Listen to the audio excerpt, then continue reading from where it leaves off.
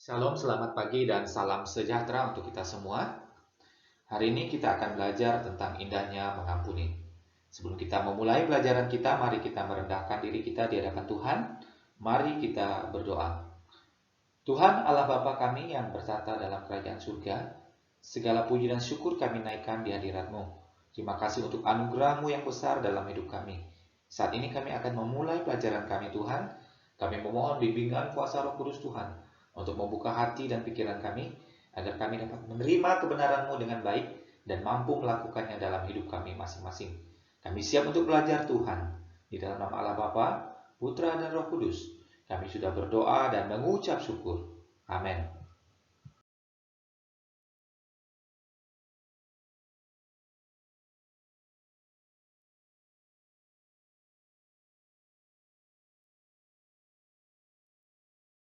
Sebelum kita masuk dalam pelajaran kita, mari kita mendengarkan sebuah pujian yang berjudul Mengampuni dan Melupakan.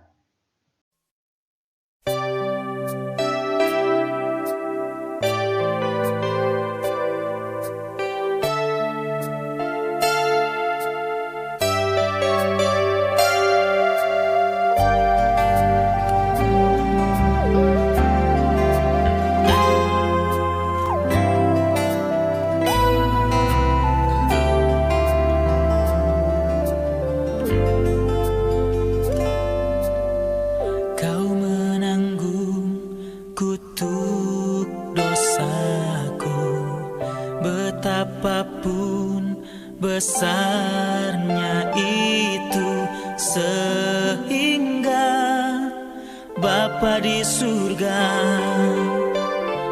memalingkan wajah darimu. Kau lunasi hutang dosaku, betapapun mahalnya itu, tak pernah sekali jua Kau mengungkit lagi masa lalu, mengampuni dan melupakan.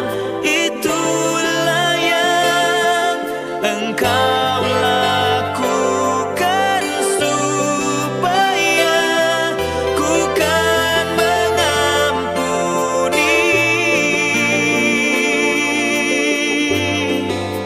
dan melupakan.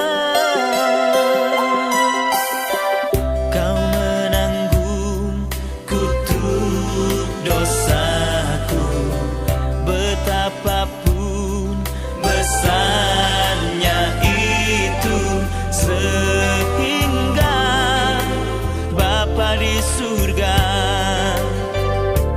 memalingkan wajah darimu. Kau lunasi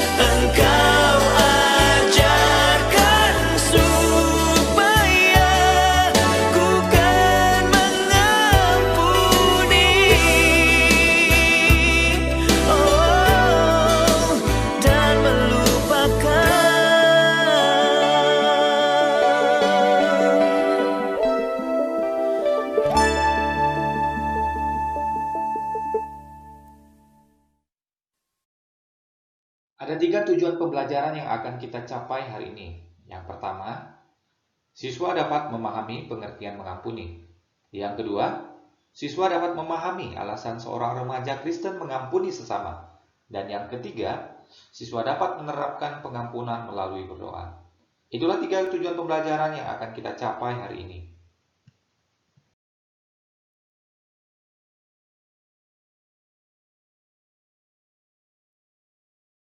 Landasan bagi pembelajaran kita hari ini terambil dari kitab Matius pasal 6 ayat 14 sampai 15. Demikian firman Tuhan. Karena jikalau kamu mengampuni kesalahan orang, Bapamu yang di surga akan mengampuni kamu juga. Tetapi jikalau kamu tidak mengampuni orang, Bapamu juga tidak akan mengampuni kesalahanmu.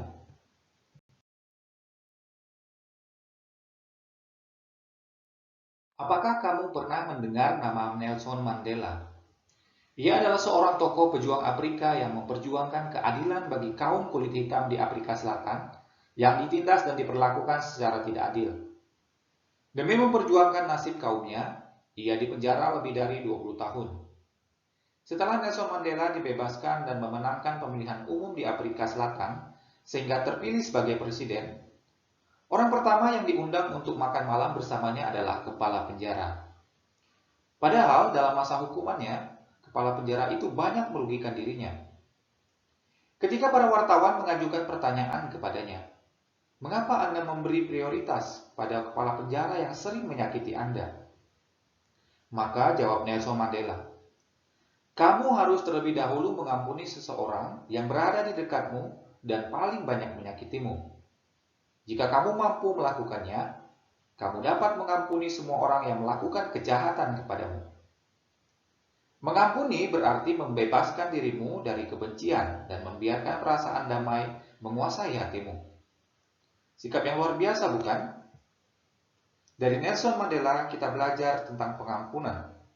Bahwa mengampuni berarti melepaskan segala kesalahan orang lain dan membebaskan diri kita dari kebencian, dan sehingga kita akan memiliki perasaan damai.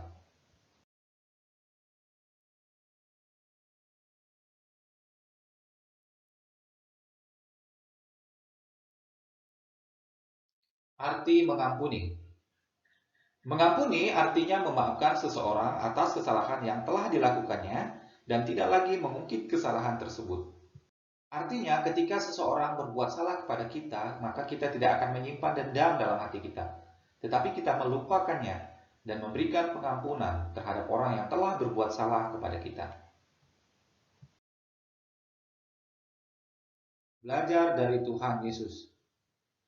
Teladan utama dalam hal pengampunan bagi orang percaya yaitu Tuhan Yesus Kristus. Dari Yesus kita belajar bagaimana mengampuni sesama yang berbuat salah kepada kita. Ketika orang lain sibuk menghakimi sesama yang berbuat dosa, Yesus melepaskan pengampunan bagi mereka. Bagi kita mungkin pengampunan itu ada batasnya, tetapi bagi Yesus pengampunan tidak ada batasnya. Berapa kali pun orang menyakiti kita dan berbuat salah kepada kita, dan berapa kali pun ia datang untuk memohon pengampunan kepada kita, maka kita harus mengampuni mereka. Bahkan Yesus mengajarkan kita untuk mengampuni musuh-musuh kita. Ampunilah mereka, karena mereka tidak tahu apa yang mereka perbuat. Bahkan ketika di atas kayu salib pun, Yesus masih mampu mengampuni orang-orang yang telah menyalibkannya dan berdoa bagi mereka. Suatu teladan yang luar biasa dalam hal pengampunan. Kiranya kita dapat meneladani hal pengampunan dari Yesus Kristus. Selanjutnya kita akan melihat karya pengampunan Allah melalui video berikut ini. Selamat menyaksikan.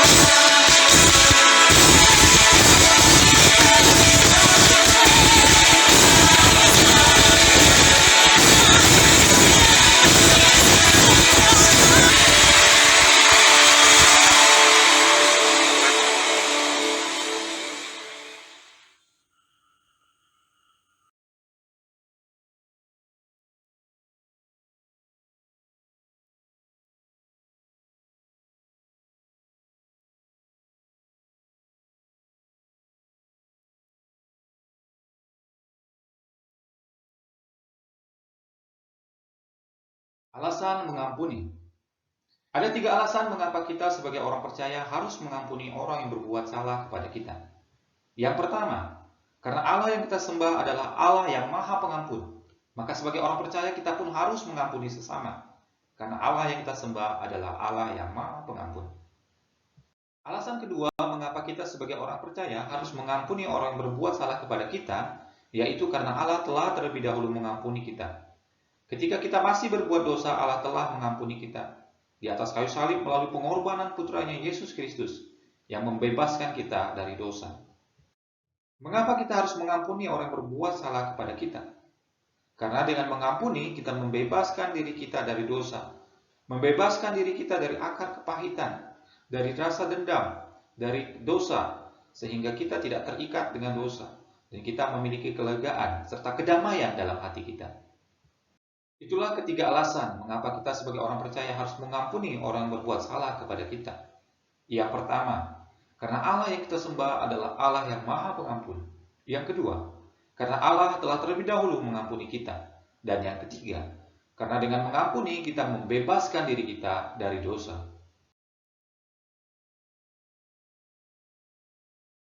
Pertanyaan selanjutnya yaitu bagaimana cara kita menerapkan pengampunan ini dalam kehidupan kita sehari-hari? Sebagai seorang remaja Kristen, kita dapat menerapkan nilai pengampunan ini dengan cara mengampuni teman-teman kita yang berbuat salah kepada kita. Ketika ada teman yang berbuat salah kepada kita, maka kita harus bersedia untuk memaafkan mereka, mendoakan mereka, dan mengampuni mereka atas setiap kesalahan mereka. Sebagaimana Tuhan sudah mengampuni kita, maka kita pun harus mengampuni orang yang berbuat salah kepada kita. Kiranya kita mampu melakukan nilai pengampunan ini dalam kehidupan kita sehari-hari. Sehingga tidak ada akar kepahitan dalam hati kita yang merenggut sukacita dan damai sejahtera dalam diri kita.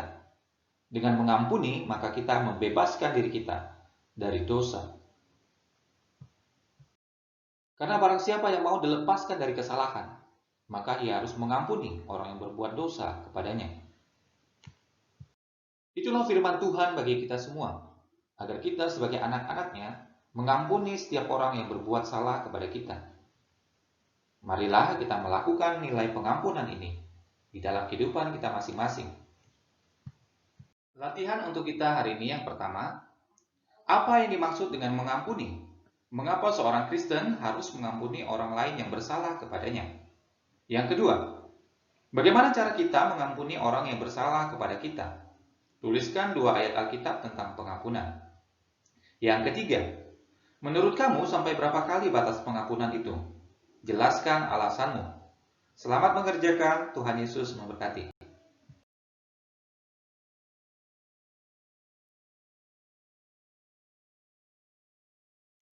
Untuk mengakhiri pelajaran kita hari ini, marilah kita merendahkan diri kita di hadapan Tuhan. Mari kita berdoa. Bapa yang bertata dalam kerajaan surga, terima kasih untuk penyertaan-Mu dalam pelajaran kami hari ini. Saat ini kami akan mengakhiri pelajaran kami. Kami bersyukur untuk firman-Mu yang mengajar kami tentang hal pengampunan. Biarlah kami mampu melakukan firman ini dalam hidup kami. Dalam nama Yesus kami berdoa. Amin.